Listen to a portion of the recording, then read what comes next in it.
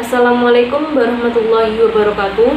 Perkenalkan, nama saya Vicky Fitriani Herdiana, NIM 203180124 dari kelas PGMID semester 5. Di sini saya dari kelompok 2 akan mempraktekkan skenario pelaksanaan pembelajaran yang telah kelompok kami susun. Assalamualaikum warahmatullahi wabarakatuh. Bagaimana kabarnya anak-anak hari ini? Wah, kalian sangat semangat sekali ya. Baiklah, sekarang Ibu akan mengecek daftar kehadiran kalian dahulu. Hari ini, siapa saja yang tidak masuk kelas? Alhamdulillah, jika anak-anak hadir semua pada pembelajaran kali ini. Nah, anak-anak, untuk menambah semangat kita dalam belajar, mari kita bermain tepuk tangan terlebih dahulu. Jika Ibu bilang, hello, kalian jawab, hai.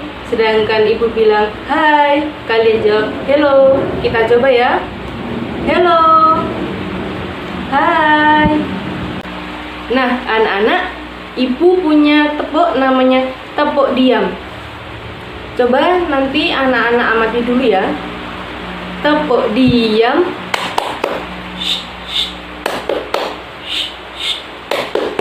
Diam. Sekali lagi ya. Tepuk diam.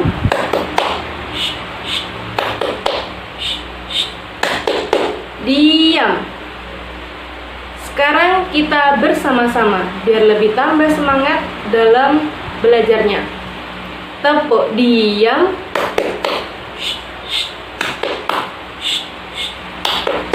Diam. Wah, seru sekali ya. Baiklah, Ibu akan menambah satu tepuk tangan lagi. Namanya tepuk semangat. Anak-anak amati dulu ya. Tepuk semangat. Oi, oi. Oi, oi.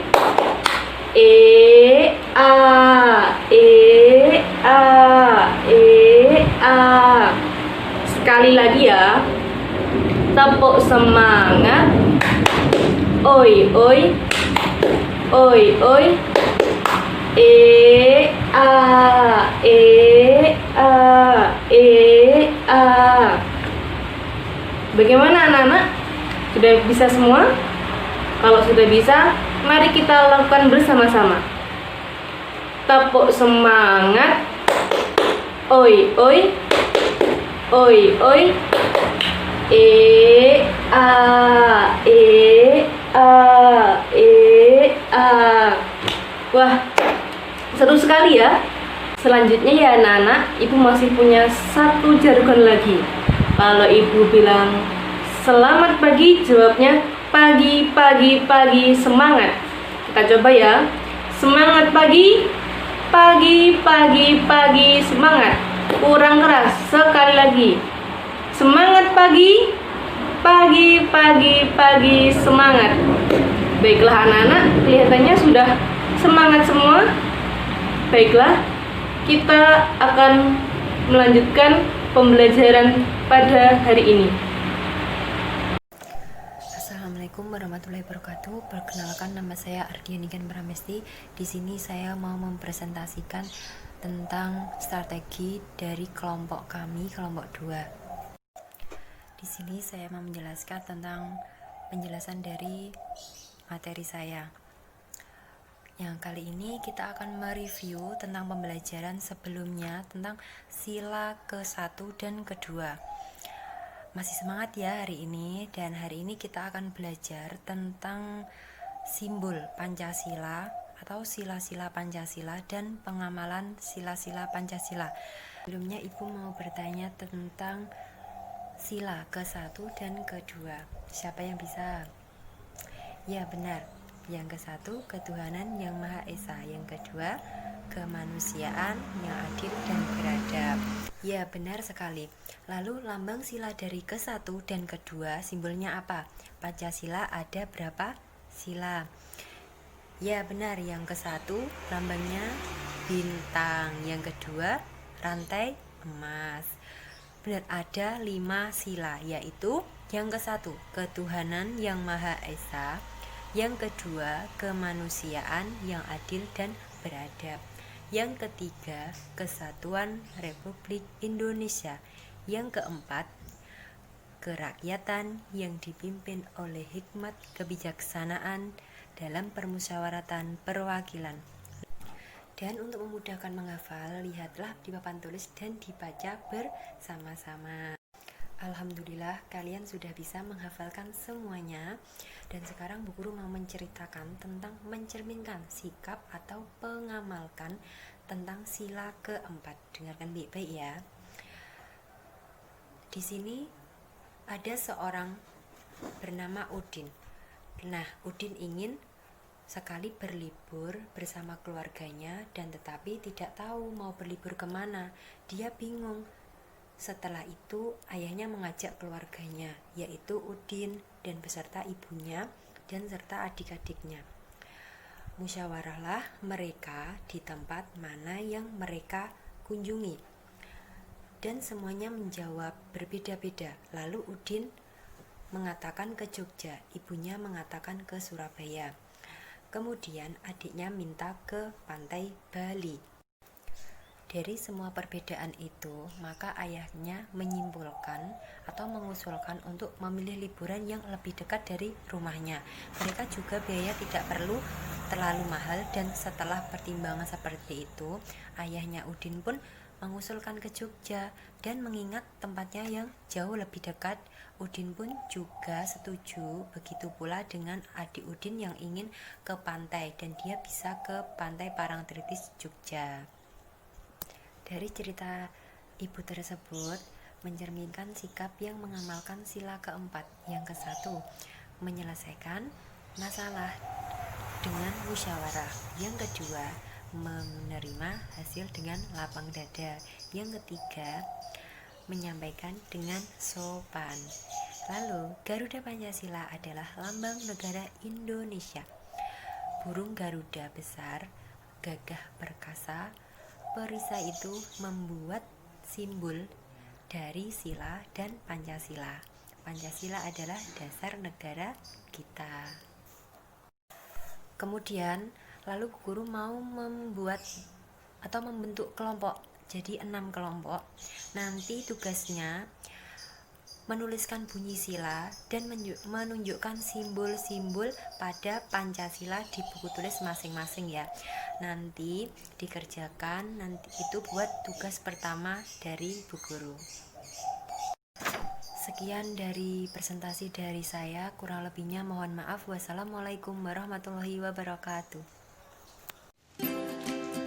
Assalamualaikum warahmatullahi wabarakatuh.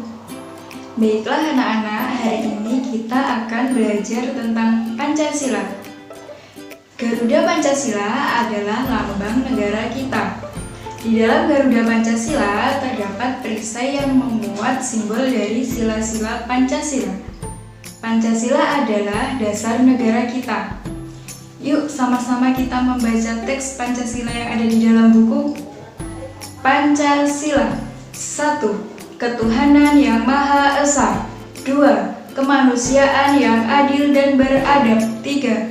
Persatuan Indonesia. 4. Kerakyatan yang dipimpin oleh hikmat kebijaksanaan dalam permusyawaratan perwakilan. 5. Keadilan sosial bagi seluruh rakyat Indonesia. Setiap sila dalam Pancasila itu memiliki simbol. Yang pertama, bintang merupakan simbol dari sila ke-1. Yang kedua, rantai emas merupakan simbol dari sila kedua. Yang ketiga, pohon beringin merupakan simbol dari sila ketiga. Yang keempat, kepala banteng merupakan simbol dari sila keempat. Dan yang kelima, padi dan kapas merupakan simbol dari sila kelima. Selanjutnya, materi yang akan kita pelajari adalah tentang penerapan sila-sila Pancasila dalam kehidupan sehari-hari yang akan disampaikan oleh Bu Wafid dan Bu Ines. Akhiron, wassalamualaikum warahmatullahi wabarakatuh. Yang pertama, apa bunyi sila Pancasila? Yang pertama, anak-anak, benar sekali. Kemudian, apa saja kewajiban umat Islam kepada Allah? Benar anak-anak, sikap yang kalian sebutkan tadi merupakan kewajiban umat Islam kepada Allah. Nah, sekarang jika kita berbeda keyakinan dengan orang lain, apa yang harus kita lakukan? Tepat sekali. Sholat, puasa, menghormati orang lain, tidak mengolok-olok, kerjasama, serta tolong-menolong merupakan pengamalan sila Pancasila yang pertama. Selain sikap yang mencerminkan pengamalan sila pertama Pancasila, apa saja sikap yang tidak mencerminkan dari sila pertama Pancasila? Nah, benar anak-anak, tidak sholat, tidak menghormati orang lain, tidak tolong-menolong dengan orang lain, merupakan sikap yang menyimpang dari sila pertama Pancasila. Selanjutnya, apa bunyi sila kedua Pancasila anak-anak? Benar, Ibu akan memberikan poin tambahan jika ada kelompok yang bisa menjawab pertanyaan. Pertanyaannya adalah, sebutkan sikap yang mencerminkan pengamalan sila kedua Pancasila. Bagus sekali anak-anak, semua jawaban benar. Kemudian ada satu lagi pertanyaan, sebutkan sikap yang tidak mencerminkan sila kedua Pancasila. Hebat anak-anak. Jawaban semuanya benar, jadi kelompok 1, 2, dan 3 mendapatkan poin tambahan. Assalamualaikum warahmatullahi wabarakatuh. Baiklah anak-anak, kita lanjutkan materi kita yang tadi kita sudah membahas mengenai pengamalan sila Pancasila, sila pertama dan kedua. Kita lanjutkan mengenai pengamalan Pancasila, sila ketiga dan seterusnya. Sila ketiga ada yang tahu bunyinya apa? Ya, Persatuan Indonesia. Adapun apa sih lambang sila ketiga Pancasila tadi? Ya, pohon beringin. Dan ada yang tahu apa pengamalan sila ketiga yakni Persatuan Indonesia tadi dalam kehidupan sehari-hari? Belum? Baik, sebelum menentukan pengamalan sila Pancasila, kita harus menemukan kata kunci dari sila Pancasila itu. Tadi silanya berbunyi Persatuan Indonesia. Jadi, apa kata kunci dari sila tadi? Ya, kata kuncinya adalah persatuan. Jadi apa sih penerapan mengenai persatuan dalam kehidupan sehari-hari kita? Ada yang tahu? Ya, benar. Bersatu dalam membersihkan lingkungan. Saling bersatu, saling bahu-membahu, gotong royong membangun lingkungan. Dengan membersihkan lingkungan. Dengan begitu, lingkungan kita akan bersih karena kita bersatu membersihkannya. Coba kalau hanya satu orang. Kan gak secepat kita bersatu dalam membersihkan lingkungan tadi. Ada yang memiliki pendapat lain mengenai penerapan sila Pancasila sila ketiga selain bersatu membersihkan lingkungan? Ya, benar. Saling bersatu menggunakan produk dalam negeri. Jadi anak-anak, kalau kita itu menggunakan produk dalam negeri kita saling bersatu, saling menggunakan produk dalam negeri kita, produk kita itu akan meningkat, akan berkembang, bahkan bisa sampai dikirim ke luar negeri atau ekspor. Dan kenapa bisa berkembang produk kita? Karena kita saling bersatu, saling bersatu dalam menggunakan produk dalam negeri kita daripada produk luar negeri. Mungkin ada yang memiliki pendapat lain mengenai pengamalan sila Pancasila, sila ketiga tadi, selain yang disebutkan? Apa? Ya, mengembangkan persatuan Indonesia berdasarkan Bhinneka Tunggal Ika. Apa sih arti Bhinneka Tunggal Ika itu? Ya, berbeda-beda tetapi tetap satu jua. Kita tahu bahwa Indonesia itu memiliki keragaman budaya yang sangat banyak. Karena Indonesia itu terdiri dari beberapa ras, suku, agama, dan lain-lain. Jadi dengan keberagaman tadi, negara kita itu menjadi kaya. Tapi agar tidak mudah diadu domba dan dipecah belah, kita harus saling bersatu. Dan saling bersatu tadi akan menjadikan negara kita menjadi negara yang kuat di atas keragaman budaya kita tadi. Mungkin Ibu kira sudah mengerti semua mengenai pengamalan sila Pancasila, sila ketiga tadi. Kita masuki sila keempat Pancasila, yakni apa bunyinya? Ya, kerakyatan yang dipimpin oleh hikmat kebijaksanaan dalam permusyawaratan perwakilan. Lalu apa sih lambang sila keempat itu? Ya, kepala banteng, tepat sekali. Ada yang sudah menemukan, seperti sila ketiga tadi kita sudah menemukan kata kuncinya. Ada yang sudah menemukan kata kunci dari sila keempat? Belum? Baik. Kerakyatan yang dipimpin oleh hikmat kebijaksanaan dalam permusyawaratan perwakilan. Kita ambil kata kuncinya permusyawaratan atau musyawarah. Apa sih penerapan dari sila Pancasila ini menurut kata kunci yang kita temukan, yakni musyawarah itu? Ya, benar, musyawarah pemilihan ketua kelas. Ada yang memiliki pendapat lain mengenai musyawarah?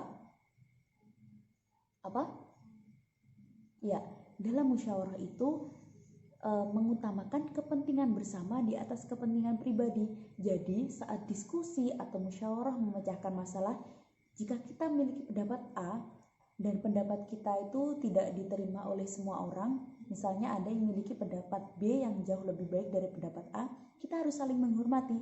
Jangan sampai kita bersikukuh untuk tetap pada pendapat kita, pendapat A tadi, agar diterima menjadi pendapat bersama. Jadi kita saling menghormati. Kita boleh mengeluarkan pendapat, tapi jangan sampai kita memaksakan kalau pendapat kita itu diterima dan menjadi keputusan bersama. Kita hargai pendapat yang lain dan mungkin akan diadakan voting atau suara terbanyak mengenai mana yang tepat, pendapat mana yang terbaik. Kita harus saling menghormati dalam musyawarah dan diskusi itu. Mungkin ada tambahan? Tidak? Baik, selanjutnya adalah sila kelima Pancasila, yakni sila terakhir. Apa itu bunyinya? Ya, keadilan sosial bagi seluruh rakyat Indonesia. Lambangnya apa sih sila kelima itu?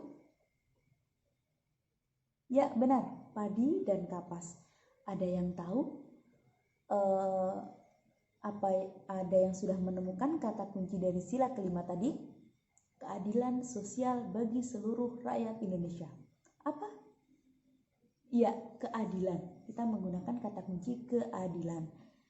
Lalu apa pengamalan sila kelima Pancasila ini? Keadilan. Ada yang tahu?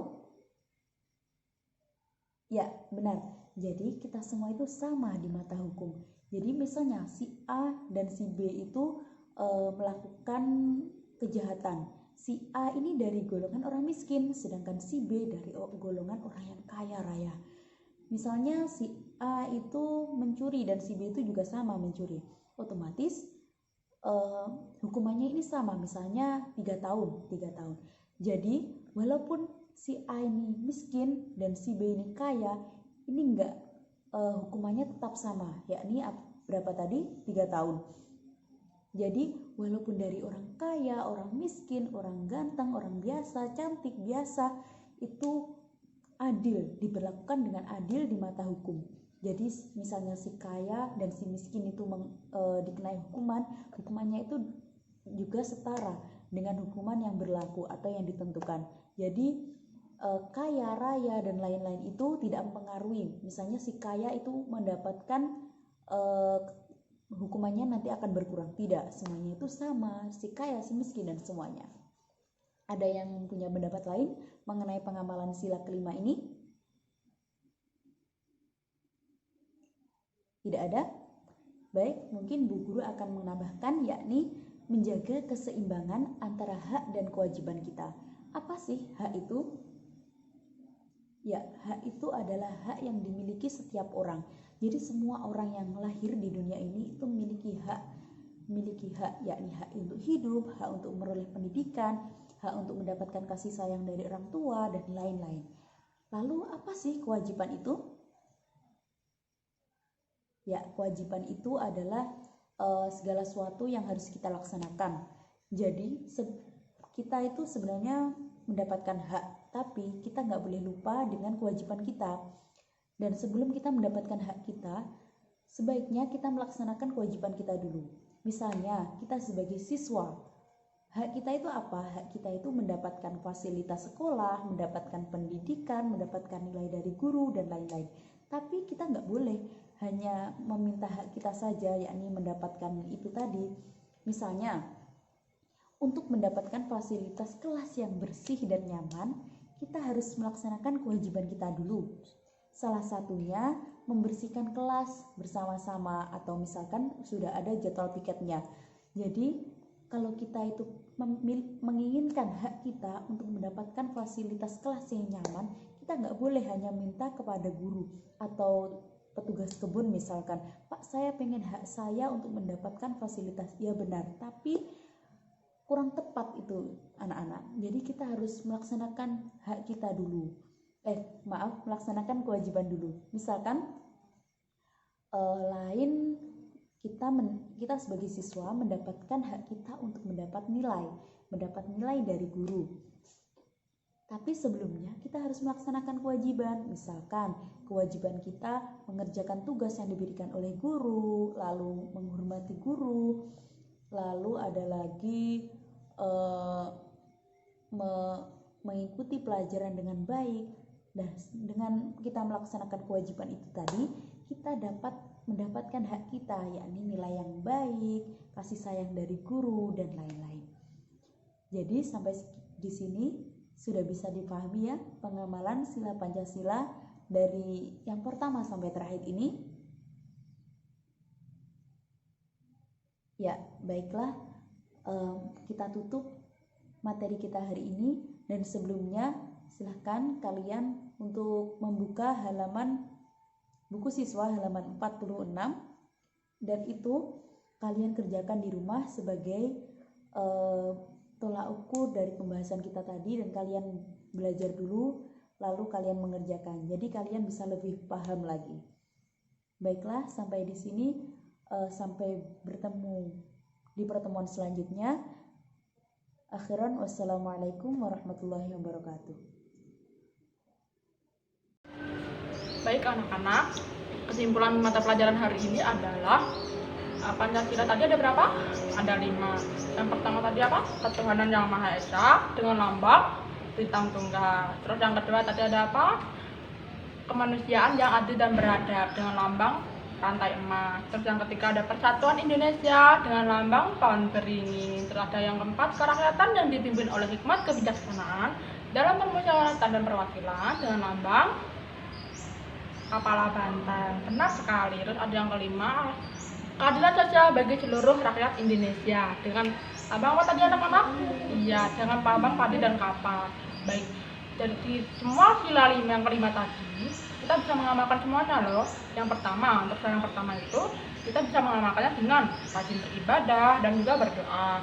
Terus yang kedua, kita bisa saling membantu teman, keluarga, dan orang lain. Terus yang ketiga, dengan cara kita membeli produk asli dari negara kita sendiri. Terus yang keempat, dengan cara tadi sudah kita lakukan anak-anak, kita berdiskusi bersama menyelesaikan masalah yang sudah diberikan ibu tadi. Terus yang kelima, itu pengamalannya bisa kalian lakukan dengan, kalau misalkan kalian punya jadwal piket untuk kalian sendiri, kalian wajib harus melaksanakannya, karena ini merupakan pengamalan dari sila yang kelima, keadilan sosial bagi seluruh rakyat Indonesia. Nah anak-anak, kalau ada, apakah ada yang ditanyakan?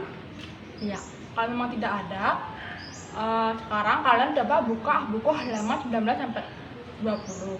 Nah setelah itu kalian beri tanda dan pelajari itu di rumah, karena besok kita akan mempelajari bab yang ibu tadi maksudkan.